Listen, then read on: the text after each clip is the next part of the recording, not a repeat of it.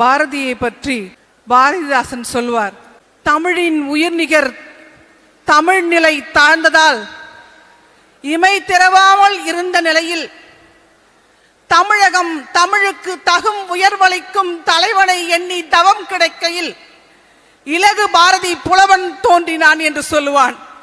உண்மையாக நான் பாரதிதாசன் படைப்பிலே ஆய்வு செய்து முனைவர் பட்டம் பெற்றவர். பாரதிதாசன் கோபிக்க மாட்டார்.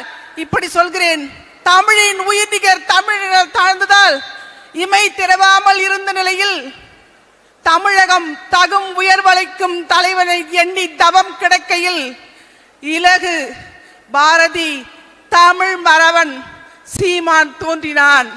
பேராசிரியராக இருக்கிற பொழுது முதல் தம்பி சீமான் உரையை கேட்ட பிறகு எனக்கு வந்த அந்த இலக்கிய வரிகளைத்தான் சொன்னேன்.